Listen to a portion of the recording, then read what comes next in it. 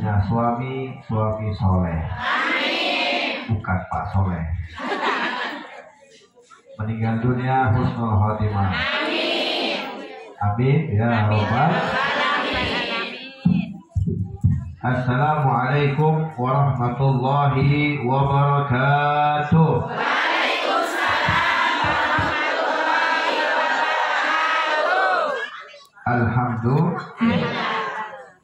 Alhamdulillah ala hadhihi ni'mah walhamdulillah ala kulli ni'mah. Wassalatu wassalam ala sayyidina wa maulana Muhammad syafi'il ummah wa ala ali tayyibin al-tahirin min abna'i Fatimah. Ikuti setelah saya. Astaghfirullahaladzim. Alladzi la ilaha illa huwal hayyul qayyum wa atubu ilaih min kulli dzambin 'adzim wa min jami'i ma'asi wal khotoya sirran wa jahran zahiran wa batinan qawlan wa fi'lan sam'an wa basaran taubatan nasuha la ilaha illallah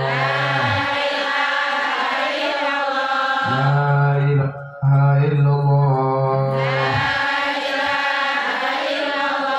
la ilaha illallah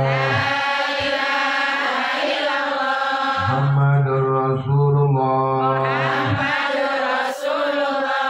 sallallahu alaihi wa alihi wa sahbihi wa sallam. Kalimatu haqqin 'alaiha nahya wa 'alaiha namut wa 'alaiha nuqas insyaallah taala minal aminin. Amin ya rabbal alamin. Bagaimana kabar semuanya, sehat? Alhamdulillah. Alhamdulillah. Dompetnya sehat? Alhamdulillah. Alhamdulillah. Yang kita cintai, kita muliakan guru kita bersama, akhina fillah Al-Ustaz Jalaluddin. Semoga beliau panjang umur, sehat walafiat. Bapak-bapak, terutama ibu-ibu yang sudah dari pagi tadi luar biasa dalam kondisi sehat. Mudah-mudahan pulang dari sini kantongnya juga sehat. Amin. Ya, aminnya semangat. Pertama dan yang paling utama adalah marilah kita selalu memanjatkan rasa syukur kita kepada Allah atas segala nikmat karunia yang telah diberikan oleh Allah, sehingga pagi yang sangat indah ini tanpa kita sadari kita termasuk orang-orang yang beruntung. Kenapa saya katakan beruntung? Karena di dalam tempat ini kita menyebut nama Allah, bersalawat kepada Nabi Muhammad sallallahu alaihi wasallam. Kan dikatakan inna dzikras shalihin tatanazzalur rahmah, menceritakan orang-orang soleh saja bisa turun rahmah. Apalagi alhamdulillah kita membaca zikir, membaca doa, membaca salawat, mudah-mudahan rahmat diturunkan oleh Allah Subhanahu wa ta'ala. Saya mau nanya nih, semua yang hadir jawab yang jujur ya. Duduk di sini betah nggak? Betah. Yakin? Benar. Insya Allah. Padahal kalau kita lihat ini tempat rumah, majelis atau jalan? Jalan. Tapi kok betah ya? Ini namanya kemuliaan yang Allah Ta'ala berikan kepada kita tanpa kita sadari. Ya, Saya yakin semuanya senang, bahagia, betul nggak? Duduk sama-sama, bantu saya. Duduk sama. Mana suaranya? Duduk. Doa. Salawatan. Bahagia. Sedih.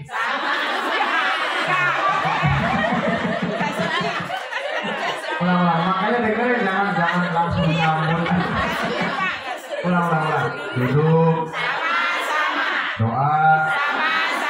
Salawatan. Lapar. Kelihatan lu pada makan. Tapi jangan salah, kebersamaan inilah yang mengundang kita berhak mendapat rahmat dari Allah. Al-jama'atu rahmah wal firqatu azab. Berjamaah seperti ini diturunkan rahmat. Berpecah belah itu adalah azab. Nauzubillah, na'udzubillah min. Nah, hari ini semuanya senang duduk di sini, bahagia, betul? Betah? Nanti kira-kira besok mau nggak duduk lagi di sini? Kalau misalnya besok ada yang duduk kayak gini, kira-kira itu orang waras apa gila? Kenapa besok nggak enak? Karena besok beda lagi. Karena tidak ada zikir, tidak ada salawat, betul nggak?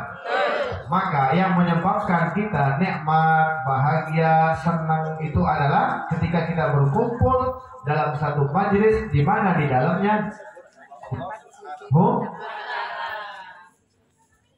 ini ada yang mau lewat. Kita kembali setelah pesan-pesan berikut ini. Mana yang bagus?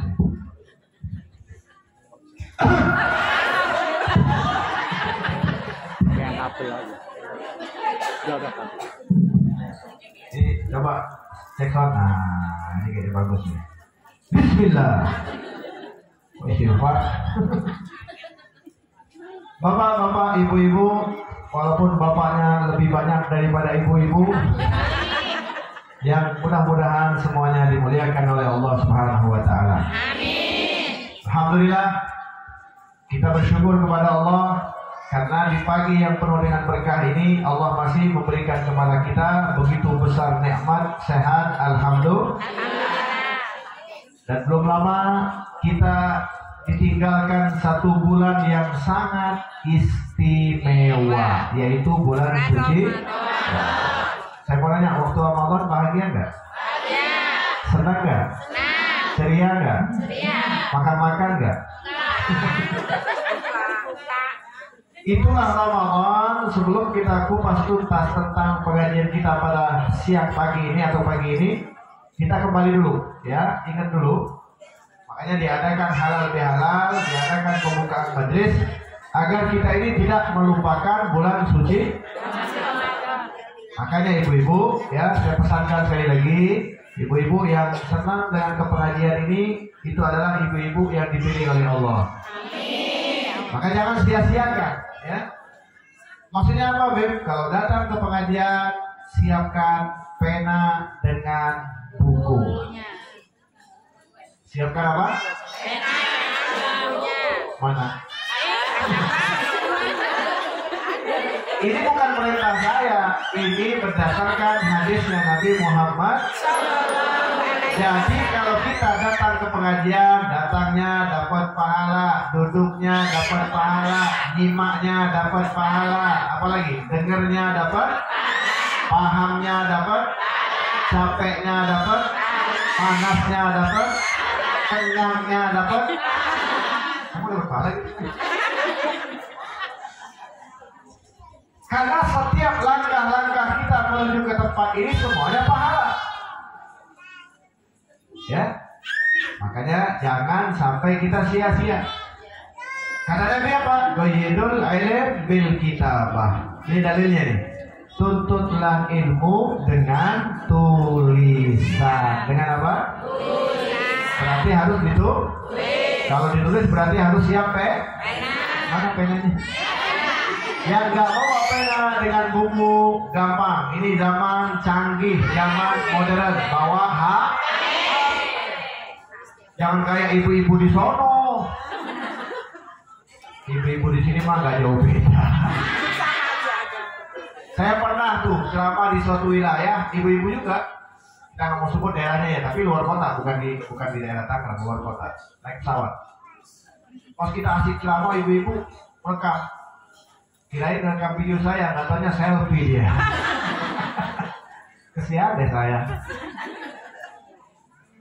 Ibu-ibu yang dirahmati oleh Allah Subhanahu wa taala, sebelum kita menceritakan tentang faedah-faedah dalam majelis ilmu, maka kita perbaiki terlebih dahulu ya niat kita datang ke tempat ini ya. Sebab kalau nggak pakai niat sayang. Betul nggak? Saya mau nanya nih, semua yang datang ke sini ada niat nggak? Ada. Niatnya apa? Semua habis? Niatnya mau nggak? Menuntut ilmu, baru insya Allah dapat pahala. Nah, ini ada satu hadis, ya, tulis bu ya. Ini untuk pegangan kita. Hadisnya diriwayatkan oleh ibunda tercinta Sayyidatuna Aisyah radhiyallahu anha. Jadi riwayat dari siapa? Sayyidatuna Aisyah, istrinya Nabi kita, Nabi besar Muhammad. Bersabda Nabi Muhammad SAW ya, dalam satu hadis itu disebutkan manin taqola, gak usah tulis bahasa Arabnya nanti lama ya. Manin taqola liyata'allamal ilma ghufiralahu qabla ayyahtua. Siapa orang yang berpindah tempat dari rumahnya menuju ke satu tempat, tujuannya untuk menuntut ilmu. Saya ulang, siapa orang, catat ya, yang berpindah tempat dari rumahnya menuju ke tempat tujuannya untuk menuntut ilmu. Berarti pagi ini kita sama nggak? Tujuannya sama nggak? Dari rumah ke sini tujuannya apa? Jangan berubah-ubah. Nanti kadang-kadang kita ini salahnya, mau ke pengajian ngapain? Janjian sama si dia. Kok ke pengajian pakai janji-janjian ya? Tapi kita datang ke sini lihat ikhlas. Tujuan saya datang ke tempat ini mau belajar, mau menuntut. Ini sesuai hadis nih. Maka kita jalankan salah satu daripada sunnah Nabi, akan kita dapatkan sesuatu yang indah dari Allah Subhanahu wa ta'ala. Saya ulang ya, siapa orang yang berpindah tempat dari rumahnya menuju ke suatu tempat tujuannya untuk menuntut ilmu ya. Kata Nabi, wafirallahu qabla ayyahtua. Sebelum kakinya melangkah dari rumahnya, semua dosa-dosanya diampuni oleh Allah Subhanahu wa ta'ala. Ini bukan saya yang bilang ya, tapi Nabi Muhammad. Man intaqala liyata'allamal ilma ghufirahu qabla ayyahtua. Siapa orang yang berpindah tempat dari rumahnya menuju ke satu tempat tujuannya untuk menuntut ilmu, maka sebelum kakinya melangkah dari depan pintu rumahnya, semua dosa-dosanya diampuni oleh Allah Subhanahu wa ta'ala. Maka kita beruntung di sini ada guru kita Ustaz Jalaluddin, Masya Allah. Beliau buka tempat wasilah agar kita diampuni dosa. Saya mau nanya nih, yang hadir ini banyak dosa banyak pahala? Banyak dosa. Bangga juga ya, dosa. Saya ulang, jujur ya Bu ya, jangan ada dusta di antara kita. Banyak dosa banyak pahala? Dosa. Saya mau nanya nih, orang kalau banyak dosa tempatnya di surga apa di neraka? Makanya dosa itu harus dihapus sebelum kita meninggal, mesti tidak punya dosa.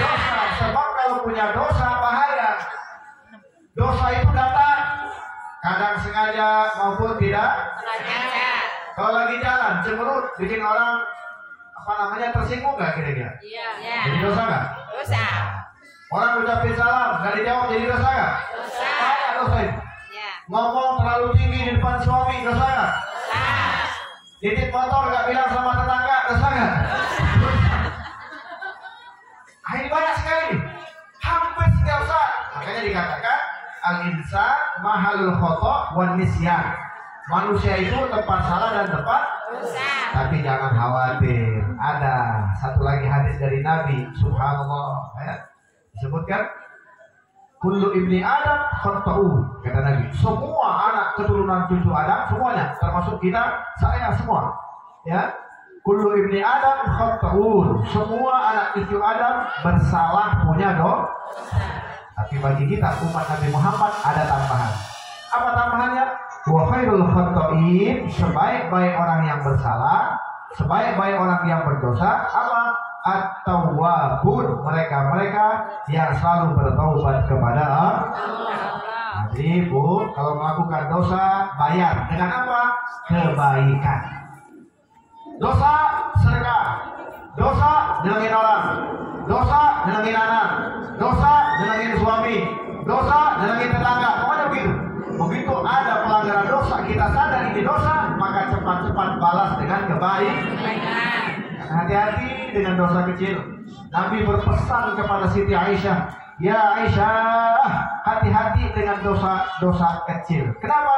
Dosa kecil kalau dikumpulkan akan menjadi besar. Api kecil memang tidak berbahaya, tapi kalau dibiarkan bisa menjadi malapetaka, bisa menjadi bahaya. Itu api kecil, api besar bahaya. Maka dari itu ibu-ibu yang dirahmati oleh Allah, kita tujuan ke tempat sini belajar membenahi diri kita, memperbaiki keadaan kita, dan mudah-mudahan pulangnya kita diampuni dosa oleh Allah Subhanahu wa Ta'ala. Saya kembali ke bulan puasa. Di bulan puasa ini didikan, ya. 1 bulan penuh Allah Ta'ala berikan kenikmatan kepada kita. Contoh, ya. Di antara kenikmatannya itu berkumpul dalam satu tempat, betul nggak? Yaitu sholat sunnah tarawih. Itu hanya ada di bulan suci Ramadan. Di Ramadan ada nggak sholat tarawih? Berarti jangan sia-siakan itu 1 bulan. Bahkan di bulan Ramadan kita dididik istiqomah di dalam segala hal, baik urusan ibadah maupun urusan makan. Saya mau nanya, di Ramadan kita makan istiqomah nggak? Bareng-bareng nggak? Waktunya sama nggak? Itu namanya istiqomah. Kemudian Ramadan kita itu menunggu atau menanti azan. Azan ditungguin hanya ada di bulan suci Ramadan. Betul nggak? Khususnya azan maghrib. Saya mau nanya, ibu-ibu di sini ada nggak yang nggak nungguin azan maghrib? Berarti nggak puasa ya. Semua dari seluruh penjuru dunia rindu dengan azan maghrib. Dari jam 5 udah dinanti. Bentar lagi, 1 jam lagi azan. Wah. Anaknya belum pulang. Nah, pulang. Bentar lagi maghrib. Semangat nungguin azan, betul nggak? Pertanyaan saya, nungguin azan, mau sholat, mau makan? Jujur aja, jujur. Mau sholat, mau makan? Makan. Baru sholat? Artinya itu settingan yang cukup indah dari Allah, agar kita itu berpikir saking sayangnya Allah. Dan ini kadang-kadang kita lupa nih di bagian ini. Allah sayang sama kita, kita nungguin azan bukan mau sholat, tapi mau. Allah gak marah, bahkan Allah kasih hadiah, Allah kasih pahala. Yang namanya buka puasa itu sunnah, dapat pahala, disegerakan lagi kata Nabi, gak boleh ditunda-tunda. Bahkan dikasih lagi fasilitas sama Allah. Apa fasilitasnya? Siapa yang berdoa ketika berbuka puasa, maka doanya diijabah oleh Allah Subhanahu wa Ta'ala. Coba, kurang apa lagi kita? Nikmat, tapi kita gak pernah berpikir, tidak pernah bersyukur atas nikmat ini. Subhanallah. Semuanya kita nih nungguin azan bukan mau sholat, tapi mau makan. Allah gak marah, bahkan Allah kasih hadiah dan kasih fasilitas. Tapi tidak pernah kita selalu berpikir tentang ini. Alangkah indahnya sesuatu yang datang dari Allah Subhanahu wa Ta'ala. Kemudian yang kedua nih, ya, sebelum saya lanjut yang kedua, saya mau nanya nih, siapapun dia, kalau puasa Ramadan bukanya pas azan, benar nggak kira-kira? Walaupun dia seorang raja, Kira-kira kalau dia raja atau presiden boleh nggak dia buka duluan jam 5? Ini didikan. Siapapun dia, level tertinggi siapapun dia harus batal pas azan. Ini didikan. Jadi semuanya sama. Gak ada yang berpangkat di hadapan Allah. Gak ada yang tercantik, gak ada yang termewah, yang gak ada termegah, semuanya sama. Hina di hadapan Allah Subhanahu. Yang patuh dapat pahala, yang gak patuh dapat dosa. Ini pelajaran nih. Artinya Ramadan itu mendidik kita ini sama. Semuanya sama di hadapan Allah. Yang dilihat sama Allah bukan pangkat, jabatan, bukan dunia, tetapi bagaimana cara kita merubah keadaan kita makin hari makin baik, makin bagus di dalam kita mendekatkan diri kepada Allah Subhanahu wa ta'ala. Kemudian satu lagi nih, saya tambah lagi ya. Bangun malam bulan Ramadan, bangunnya senang nggak? Bahagia nggak? Semangat nggak? Terus saya mau nanya lagi nih, bangunnya senang, bahagia, semangat. Kira-kira tuh bangun mau sholat, mau makan? Makan lagi. Masa makan terus berarti? Apalagi ibu bukan maaf.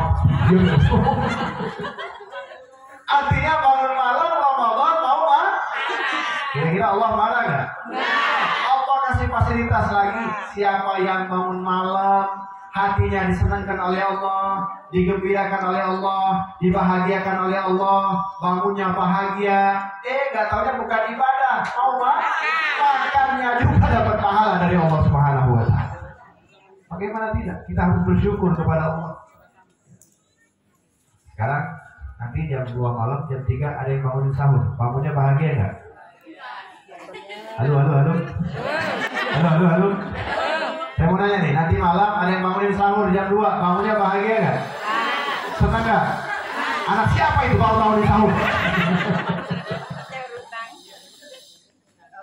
Apalagi level kayak kita nih, ibu-ibu, maksud saya, bangun nggak kalau malam? Misalnya jam 2, suka bangun nggak? Kemana? Ke WC. Beres dari WC? Udah ada tuh dalilnya. Dari siapa? Dari Mbak Surip. Bangun lagi, tidur lagi, bangun lagi, bangun, tidur lagi. Mbak Surip ketawa, nawain kita sebetulnya. Coba sekali-sekali kita bangun ya. Bangun nih ya, ibu-ibu bangun tengah malam. Kan udah dididik nih 1 bulan. 1 bulan Allah didik kita bangun di bulan suci Ramadan, senang bangunnya. Kenapa di Ramadan nggak senang? 1 bulan tuh kita dapat didikan. Maka manfaatkan ya, minimal bangun. Kalau terbangun tuh tipis ya, kan udah bersentuhan dengan air, apa salahnya ambil wudhu? Habis wudhu kemana? Tidur lagi. Kenapa? Orang yang tidur pakai wudhu dengan tidur tanpa wudhu beda. Tidur pakai wudhu dapat pahala, tidur tanpa wudhu nggak dapat. Masya Allah, dapat pahala satu. Malam besok bangun lagi, kamar mandi lagi, ambil wudhu lagi, terus habis ambil wudhu kemana? Jangan tidur lagi. Ya minimal baca Quran lah. Dek, kalau baca Quran takut ngantuk, ambil surat pendek. Misalnya gimana? Baca Bismillahirrahmanirrahim, Yasin, Sadaqallahul Azim. Membiasakan dulu agar terbiasa kita membaca Quran. Karena di bulan Ramadan kita senang baca Quran, betul nggak? Bangun malam, sholat sunnah, sholat berjamaah, subuh nggak kesiangan, alhamdulillah. Dan ternyata itu banyak sekali didikan dari Allah Subhanahu. Maka dari itu janganlah kita sia-siakan waktu yang singkat ini. Ayo, dari 1 bulan kita dididik oleh Allah. Mudah-mudahan kita selamat, mudah-mudahan kita lulus, mudah-mudahan dapat pahala, dan mudah-mudahan amal ibadah kita di bulan suci Ramadan semuanya diterima oleh Allah Subhanahu. Amin ya Rabbal. Nah, sekarang ini kita berada di tempat yang sangat mulia. Ya, mudah-mudahan kita dimuliakan oleh Yang Maha Mulia. Amin ya Rabbal. Maka sebelum saya lanjut, saya mau nanya dulu nih. Kita hidup sekarang di alam dunia. Nanti akan pindah lagi ke alam barzah. Ya. Udah siap belum? Belum? Ada yang siap nggak di sini? Kalau ada saya SMS malaikat Israel. Belum siap? Kenapa belum siap? Siap nggak siap harus siap. Karena kematian pasti akan datang. Kullu nafsin dha'iqatul maut. Yang bernyawa pasti akan mati. Nah, maka sebelum datang kematian kita mesti bawa bekal dulu agar kita selamat. Sekarang saya mau nanya nih, yang hadir semuanya punya masalah nggak? Punya. Problem punya? Pengen selesai? Pengen masalahnya beres? Yakin? Benar? Mati. Karena semua masalah yang ada di dalam kehidupan kita itu kadang-kadang kita sendiri yang berbuat. Masalah yang timbul dalam keluarga itu kita sendiri yang telah berbuat. Dan ternyata itu bukan main-main. Allah hendak memberikan hadiah kepada kita. Makin banyak masalah yang datang, makin banyak kesempatan kita diampuni dosa oleh Allah Subhanahu wa Ta'ala. Agar apa? Agar nanti kita wafat meninggal dunia, dosa-dosa kita hilang atas masalah-masalah tersebut. Sebab begitu datang masalah, kita sabar. Sabar inilah yang menjadi asbab kita diampuni dosa oleh Allah Subhanahu wa Ta'ala. Doa gak dijabah sama Allah.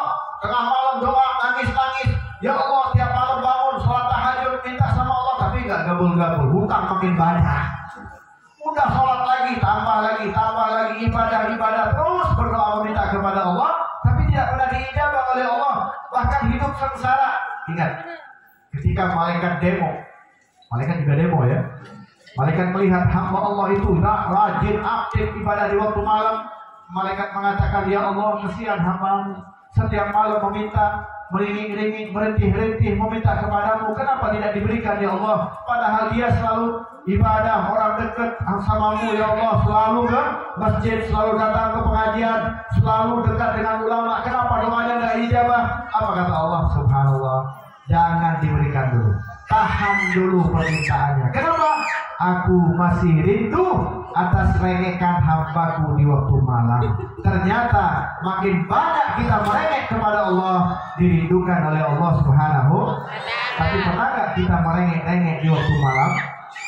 Nah, kita di waktu malam melakukan hal-hal yang mungkin menjauhkan diri kita daripada Allah Subhanahu wa Ta'ala. Apalagi anak-anak muda ya, kita punya anak tengah malam mereka nggak tidur, mungkin mereka buka YouTube ataupun bermain game dan lain sebagainya, sehingga menyebabkan kita tidak tahu kemana nasib anak-anak kita setelah nanti kita meninggal dunia.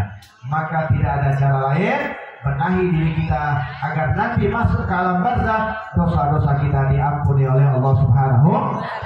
Dunia bahagia, akhirat juga bahagia.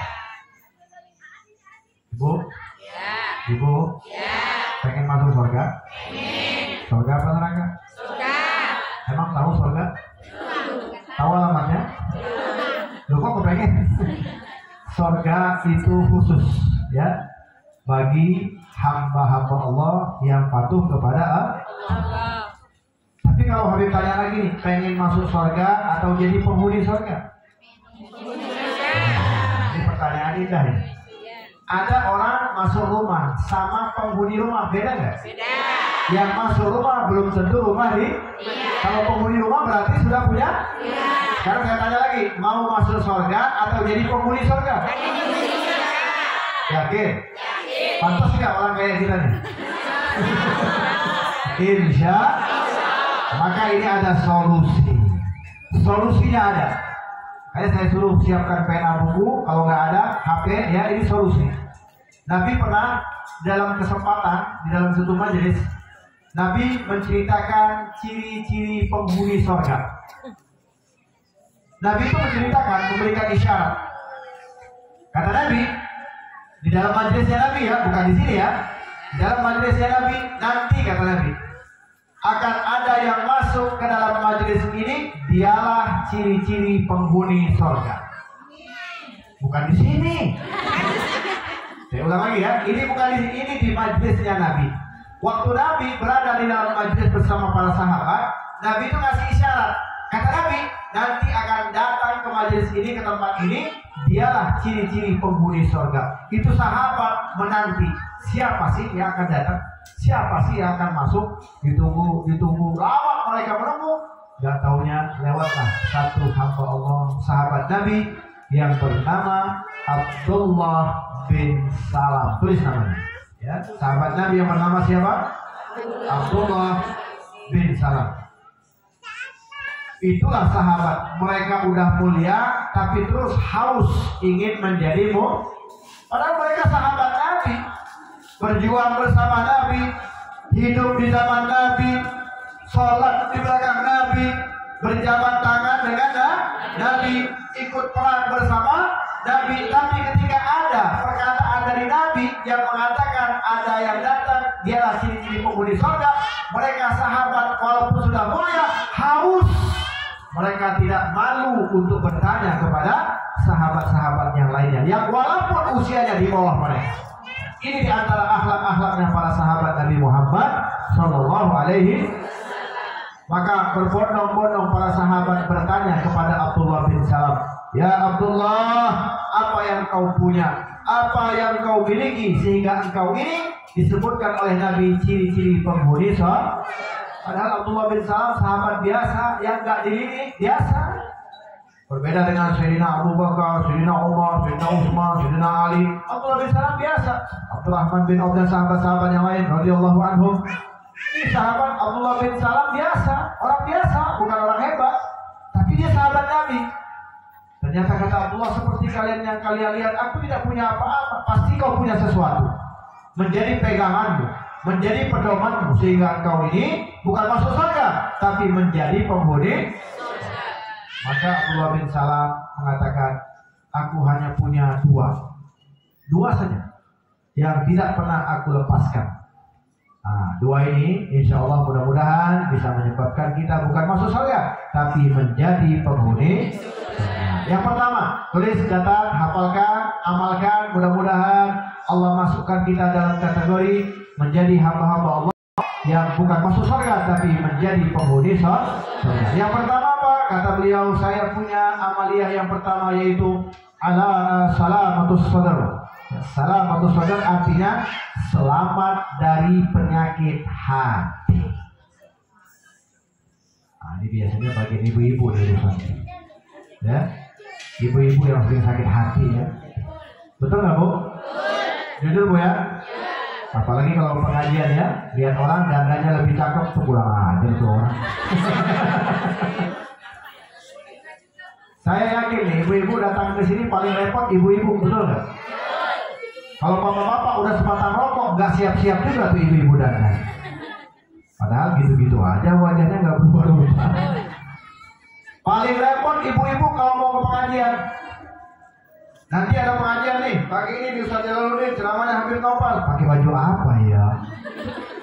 Pilih bajunya udah dapet. Ini nggak ada, jilbabnya nggak sesuai. Kan repot tuh ibu-ibu, betul nggak? Ini tasnya nggak ada nih Pak. Ini gimana nih tasnya nih? Bajunya ada, jilbabnya ada, tasnya beda, kan malu saya. Kan begitu, betul nggak? Jujur aja, jujur. Makanya di mana-mana ibu-ibu itu paling rewel urusan baju. Walau hanya bisa beli dengan kerek. Ini ibu-ibu tuh lupa-lupa bajunya, betul nggak Bu?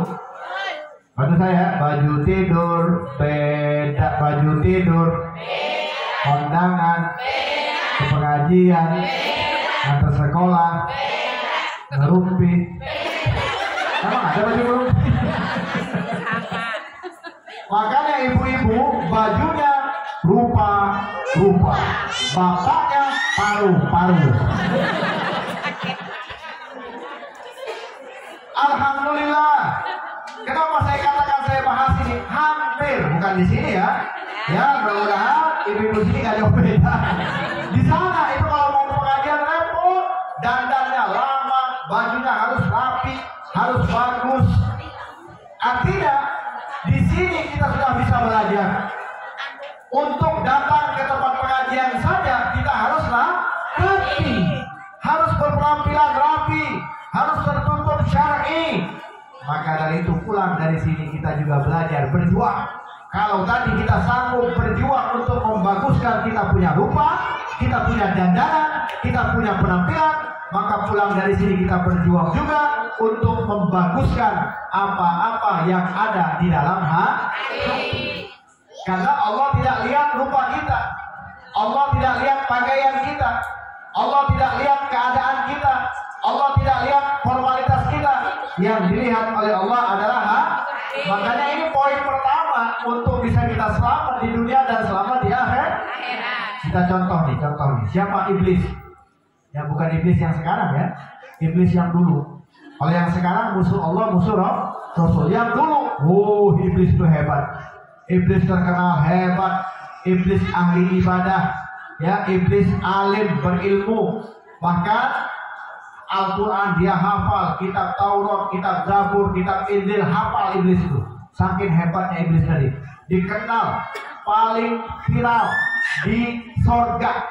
Hamba Allah yang paling mulia, yang paling terkenal, yang paling getol ibadah, yang paling alim di sorga adalah iblis. Malaikat itu kalah mulianya dengan iblis. Kebayang gak kita? Tinggalnya di sorga. Dia udah di sorga nih, tapi kenapa Allah pindahkan ke dalam api neraka? Kenapa? Punya penyakit hati. Gak senang sama Nabi? Dikit dosanya gak banyak. Kalau itu hitungan dosa, banyakkan dosa kita daripada iblis. Iblis paling tekun ibadah, sampai-sampai dipuji oleh malaikat. Kalau ibu-ibu ibadah, ada yang muji gak? Ada gak yang muji kita ibadah? Kagak ada. Iblis dipuji, yang muji malaikat. Gak ada yang lebih hebat dalam urusan ibadah kecuali iblis. Gak ada yang lebih berilmu kecuali iblis. Tapi kenapa dilaknat oleh Allah? Satu aja kesalahannya, gak banyak. Karena punya penyakit hasad, dengki sama Nabi ya. Dia merasa tersaingi. Dia merasa saingan berat nih. Adam ini saingan berat bagi dia. Allah nyuruhnya cuma sujud doang, kagak mau. Gara-gara gak mau diusir oleh Allah. Sampai nanti hari kiamat dilaknat dan disiksa oleh Allah Subhanahu. Berarti dosa iblis banyak apa sedikit? Banyak sedikit. Hatinya doang. Lah kalau yang udah di sorga, yang tinggal di sorga dengan penuh kenikmatan, ya, iblis itu hafal jalan-jalan sorga, gang-gangnya hafal, makanan-makanan dari sorga, dipuji oleh penduduk sorga. Kalau yang di sorga saja bisa pindah ke dalam api neraka, apalagi recehan. Yang belum tahu nih, masuk gak ke dalam sorga, masih belum tahu. Kita baru berharap, baru minta, ya Allah, masukkan kami ke dalam sorga. Kira-kira yang udah di sorga saja punya penyakit hati, diusir sama Allah. Lalu bagaimana dengan kita? Hampir setiap hari kita sakit hati. Contoh, kita sering kepo. Tahu kepo? Apa itu kepo? Ya, kepo, pengen tahu, apalagi tuh, mudah tersinggung. Itu kita nih. Ini saya kasih gambaran contoh sederhana. Ini misalnya, ibu punya tetangga, tiba-tiba hidupnya sama, rumahnya sama, tipenya sama, tahu-tahu dapat rezeki. Tetangga kita nih, perjuangan kita dapat rezeki. Apa rezekinya? Beli kulkas 5 pintu. Ada nggak kulkas 5 pintu? Nanti saya bikin. Ini contoh. Beli kulkas 5. Kita sebagai tetangga senang gak lihat tetangga beli kulkas 5 pintu? Bohong. Di depan tetangga kita bilang, wah hebat, ini kulkas terbaru, kulkas hebat, kan begitu di depan. Senang, selamat ya kamu bisa. Pas pulang ke rumah tempelnya langsung 3. Panas dingin. Suaminya pulang kaget, wah itu kenapa ada tempelan 3? Tetangga. Kenapa tetangga? Kulkas 5 pintu.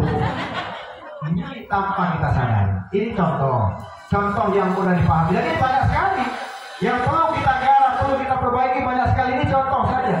Gara-gara kulkas 5 pintu, di depannya kita baik, di belakang kita ngomongin tetangga. Kenapa ya Pak? Tetangga itu rezekinya lancar banget. Kok kita sempit ya? Kan begitu tuh, langsung keluar ucapan. Gak lama dari begitu, 1 minggu, 2 minggu, 1 bulan, tetangga gak tanggung-tanggung.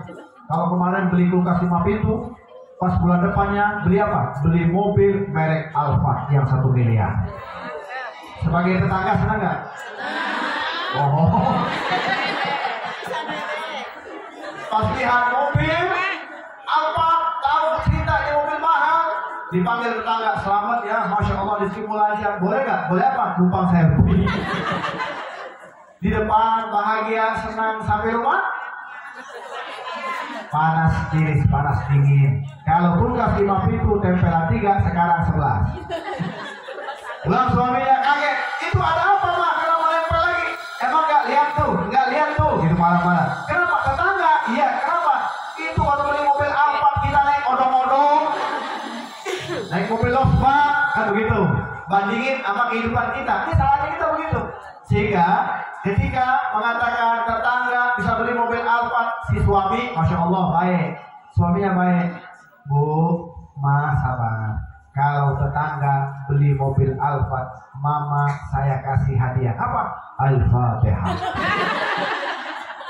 Minta sama Allah. Begadang suami istri, begadang nggak tidur, doanya salah lagi.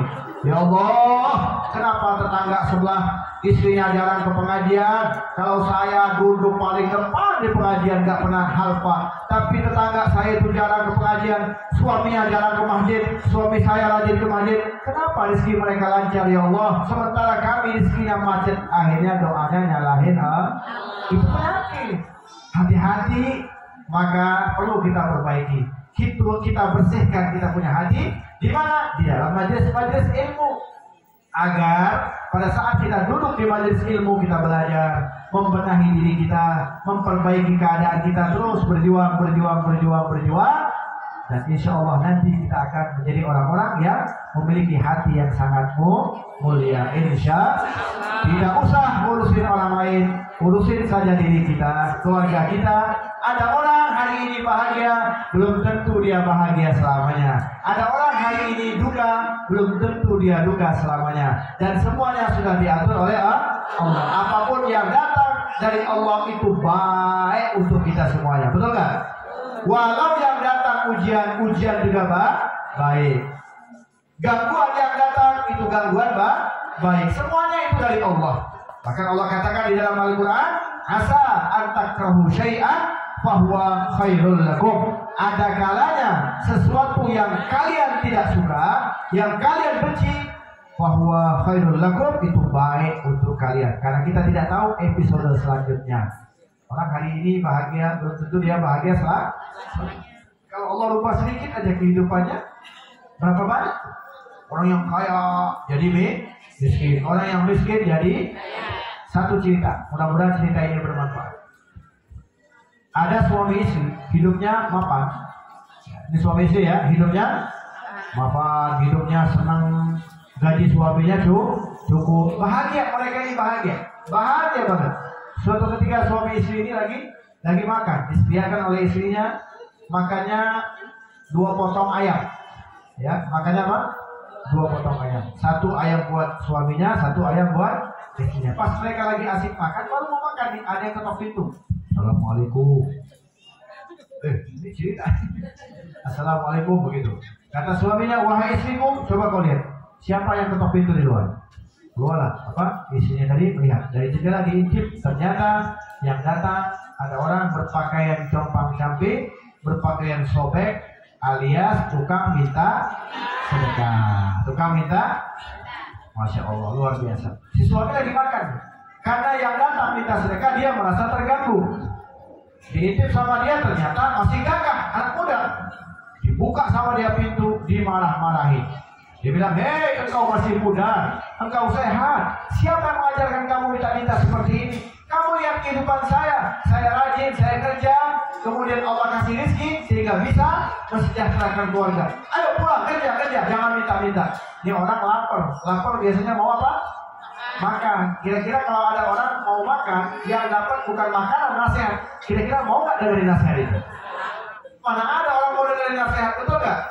Kadang-kadang kita datang ke pengajian aja, pas ustaznya ceramah, kiainya ceramah kita ngantuk, betul nggak? Karena ini nasihat. Ini orang datang tujuannya mau makan, nggak dikasih makan, tapi dikasih nasihat. Kira-kira tersinggung nggak dia? Kecewa nggak dia? Hati-hati. Kadang-kadang apa yang kita keluarkan ini membuat orang tersebut tersinggung, bahaya. Ini bahaya. Dan ini akan berkaitan dengan apa yang disampaikan oleh sahabat Nabi Abdullah bin Salam. Kemudian orang ini merasa kecewa, dia tinggal pergi, nggak dapat makanan sedikit pun. Kembalilah suami istri ini makan. Dikasih cerita 1 minggu, 2 minggu, 1 bulan, 2 bulan, nggak taunya Allah kasih ujiannya. Keluarga yang tadinya senang bahagia, suaminya sudah mapan, Allah cabut keberkahannya, sehingga dia itu berhenti dari kerja. Setelah dia berhenti dari kerja, dia jadi pengangguran. Akhirnya dia nggak sanggup lagi menghidupi atau memberi nafkah kepada istrinya. Dikasih tadi keluarga hancur, cerai-berai. Gara-gara apa? Tanpa disadari membuat orang lain kecewa. Maka hati-hati. Apalagi kalau yang kecewa orang tua, saudara, kakak, tetangga. Hati-hati, tidak boleh. Ya ini orang lain saja kita nggak boleh, apalagi orang terdekat. Ada kalanya sesuatu yang kita buat mungkin nggak langsung dibayar kontan oleh Allah. Itu nggak dulu. Seperti ini nih, lama-lama hancur, sehingga si suami nggak tahu kemana, si istri menjadi janda. Tapi karena dia sabar, datanglah satu orang pemuda melamar dia, nikah nikah nih mereka nih. Tiba-tiba kejadiannya sama. Pas istrinya ngasih makan, disiapkan makan, makannya juga sama, ayam 2 potong. Pas lagi makan, tiba-tiba ada yang ketok pintu. Sama kejadian, tapi waktunya saja berbeda, orangnya saja yang berbeda. Assalamualaikum, kata suaminya, wahai istriku, coba kau lihat siapa di luar sana. Diintip sama istrinya, ternyata sama, berpakaian kembang camping, minta sedekah. Diceritakan sama suaminya, ada yang minta sedekah. Kalau suami yang dulu marah-marah, ya, suami yang ini beda. Dia bilang, oh yang minta sedekah, ya Allah kesian, mungkin dia lapar, ya udah gini aja. Jadi kan ayam ada 2, terus yang satu kasihkan kepada yang minta sedekah, yang satu kita bagi 2. Kira-kira ada nggak orang baik kayak gitu? Punya uang di kantong ada 5.000 2 lembar, ada yang minta sedekah. Pas dipegang yang 5.000 1 licin, bagus, wangi, yang satunya lecek, bau terasi, kasih yang mana saya? Itulah kita dipegang.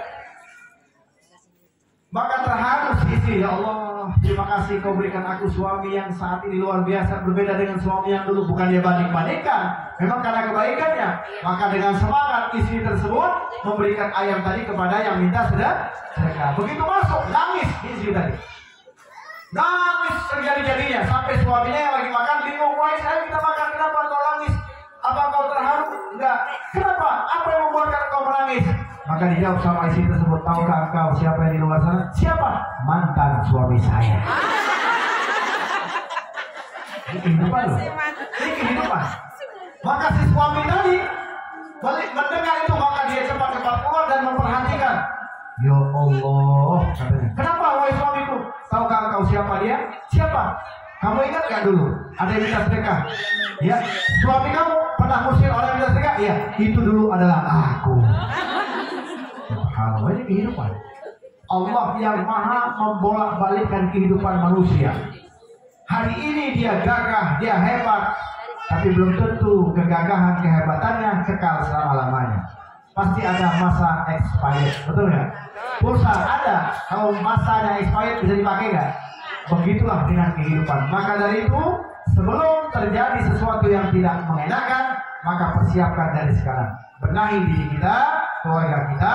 Tidak usah urusin orang lain, urusin saja diri kita. Insya Allah kita akan selamat. Ada orang bermaksiat, kita doakan, jangan kita vonis.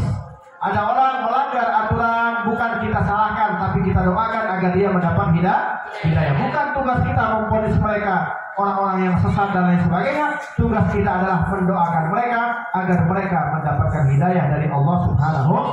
Baru insya Allah kita akan selamat dari penyakit hati. Kalau saya bahas penyakit hati sampai subuh besok gak kelar-kelar. Kemudian yang kedua, ya, tulis yang kedua, kata Abdullah bin Salam, yang kedua yang aku punya adalah tarku malayakni, meninggalkan ucapan-ucapan yang tidak ada manfaat. Makanya jangan seperti di sana, ya, bukan di sini ya, di sana. Saya pernah menghadiri pengajian ibu-ibu. Di dalam pengajian tersebut ada baca maulid, ada baca ratib, Ada baca burda, masya Allah hebat tuh ibu-ibu. Saya tanya, ini majelis dari jam berapa? Dari jam ini sampai jam ini. Berarti berapa jam? Sekitar 1 jam setengah. Masya Allah. Pulang ke rumah jam sekian. Berarti ngapain aja? Ya sambil kumpul. Gak tahu ya 1 jam setengah ibadah, 2 jam ngomongin orang. Inilah kerjaan ibu-ibu. Tahu gak ya? Tahu gak? Kan itu bahasa yang paling pas. Maka dari itu hati-hati. Awas, jangan sampai nih keluar ucapan. Kayak tadi tuh, ketika dia memberikan nasihat tidak pada tempatnya, membuat orang kecewa, Allah bisa membolak-balikan kehidupannya. Yang tadinya bahagia bisa menjadi sengsara. Na'udzubillah, summa na'udzubillah min. Maka cara yang terbaik adalah jaga lisan kita, jangan sampai mengucapin yang tidak ada manfaat. Dengan apa? Zikrullah, berzikir kepada Allah, dapat rezeki, alhamdulillah. Melakukan dosa, astagfirullah, Rabbana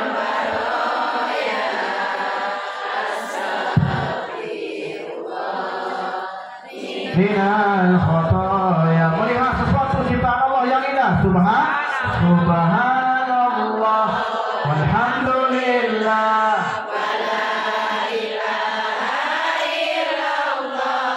wallahu akbar, wala haula wala quwwata illa billah. Ini kalimat tasbih. Jangan dibalik. Ada orang dibalik, dapat rezeki, astagfirullah. Ada nggak di sini? Nggak dapat rezeki, alhamdulillah. Ada nggak di sini? Ada orang bertanya, udah dapat belum jodohnya? Alhamdulillah belum dapat. Kok alhamdulillah? Nggak boleh dibalik-balik ya. Dapat rezeki, alhamdulillah. Tapi ada sebagian ibu-ibu yang suka membalik-balikan doa. Contoh nih, suaminya pulang kasih uang 100.000, jawabnya apa? Alhamdulillah.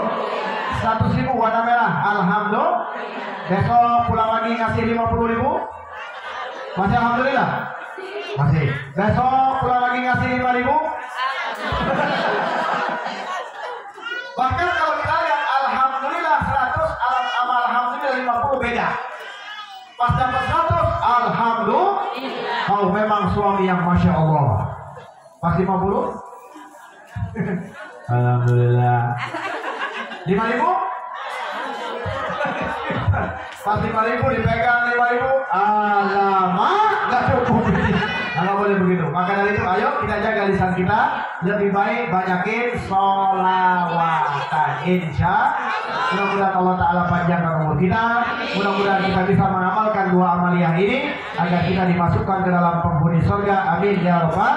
Allahumma ja'al jam'ana hadza jam'an marhuma wa tafraqana min ba'di tafriqan ma'suma. Rabbana atina fid dunya hasanah wa fil akhirati hasanah wa qina adzabannar wa adkhilnal jannata ma'al abrar. Ya aziz ya ghafar ya rabbal alamin. Sallallahu ala sayyidina Muhammad wa ala alihi wasallam. Alhamdulillahi rabbil. Sebelum saya tutup, boleh nggak saya mengundang? Boleh ya? Boleh ya? Saya tunggu kehadirannya. Saya punya pengajian bulanan setiap malam minggu pertama. Setiap malam minggu pertama. Dimulai setelah Isya. Aja suaminya nggak apa-apa ya. Kita ngaji bareng-bareng. Ba'da Isya sampai dengan selesai. Ingat, 1 bulan sekali aja. Malam minggu pertama di awal bulan. Tepatnya di Masjid Raya Alun-Alun Kota Bandung.